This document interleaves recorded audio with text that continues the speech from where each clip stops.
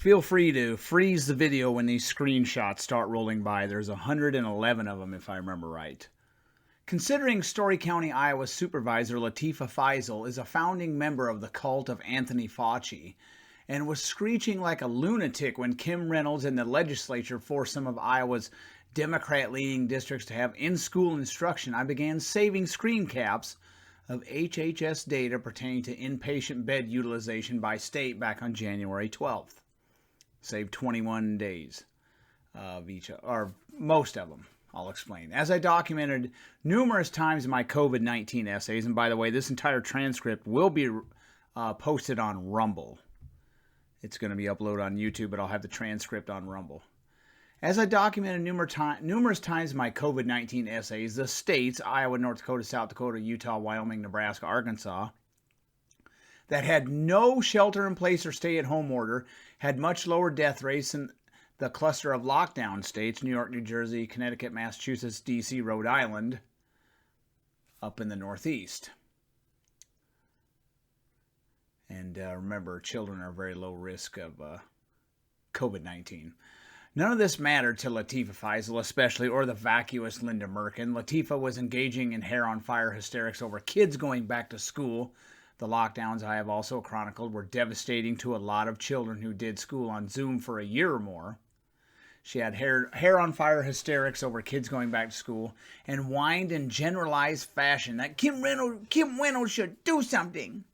Latifah Faisal was afraid to answer a question I had for her pertaining to a vote the Story County, Iowa supervisors took prior to the November 2020 election, where they urged Kim Reynolds, and even mentioned New York's order in their deliberation. They urged Kim Reynolds to have some sort of stay-at-home order. She wanted lockdowns in Iowa, but was afraid to admit it because I would have recorded it and used it against her later.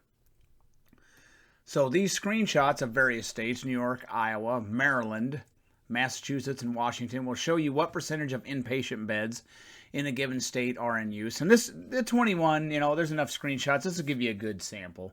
I didn't record every day because that would be arduous, but this will give you a good illustration. Those screenshots show you what percentage of inpatient beds in a given state are in use and what percentage of those beds are taken up by COVID-19 patients.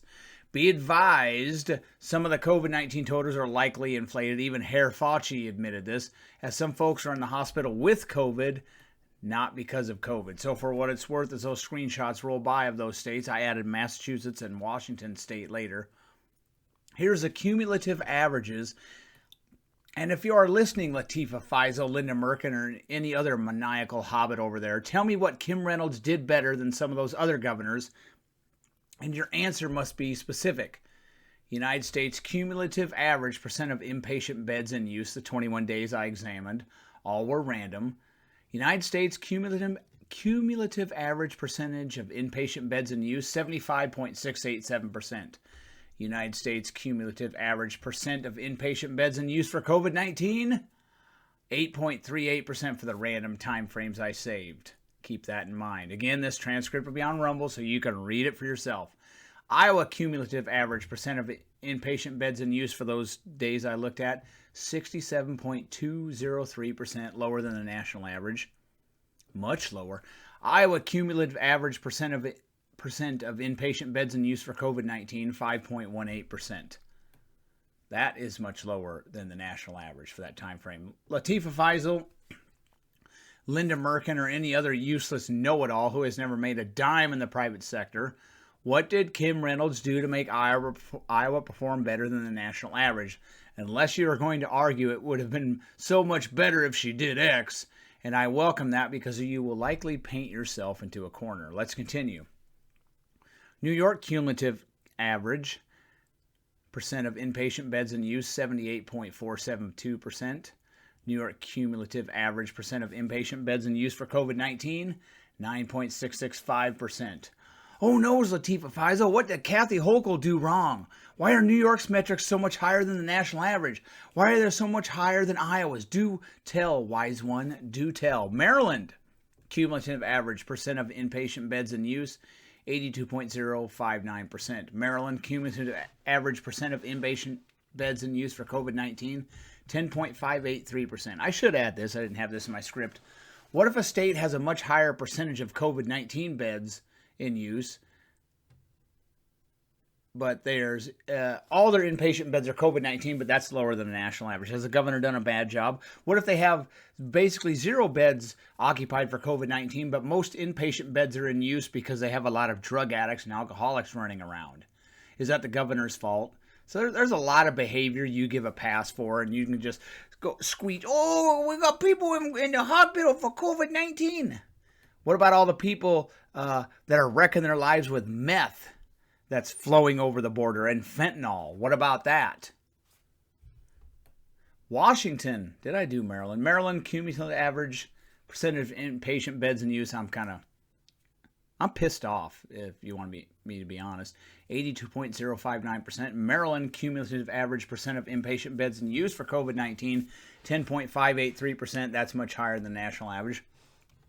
For Washington State, cumulative average percent of inpatient beds in use, 82.277%. Jay Inslee's not doing a good job. Washington cumulative average percent of inpatient beds in use for COVID-19, 7.13%. Massachusetts, inpatient beds in use, 84.755%.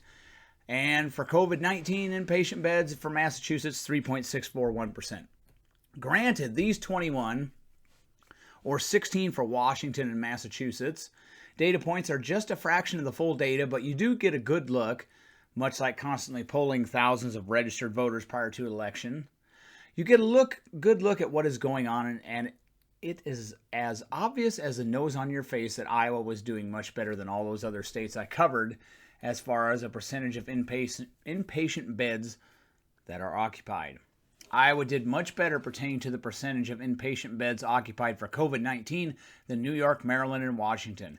I would ask Latifah Faisal or Looney Linda Murken, what did Kim Reynolds and the Iowa legislature do better than their counterparts in New York, Washington, and Maryland?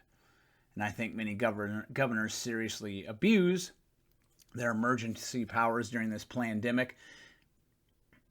Many legislatures were ignored, and sometimes the state Supreme Court had to step in and restore order. Ask that little pencil neck up in Wisconsin about that. I doubt either of them could cough up an answer of any magnitude. It would be a lot of empty platitudes and bureaucratic nonsense. Remember, Iowa's response to COVID-19 was much, much less intrusive than any of the other states I covered, and Iowa's economy is doing much better as well. Latifah Faisal wanted your kids at home and still not in school as of August 2021. She wanted Iowa to do more to stop COVID-19, and whatever fixes this lunatic thought up, copied from some blogger, whatever fixes she came up with would end up doing nothing to move the needle on deaths, but it would cost us more jobs, and don't forget, a boatload of taxpayer cash from the folks who are still working. In closing, and Story County Republicans or Iowa Republican Party, I give this to you for free. In closing, Latifah Faisal, Linda Murken, and anyone else in Iowa or anywhere else that wanted kids out of school for a year plus, which did happen in some bigger school districts, even in GOP-dominated states, but were far more likely in places like New York and California. If they wanted your kids out of school for a year plus and wanted your kids vaccinated despite the risk to healthy children being almost zero, they have no business in any position of public servitude unless it's dog catcher. Latifah Faisal will be up for re-election in 2024. Linda Murken has to face the music in November. Remember that. Mr. Chairman, I yield back.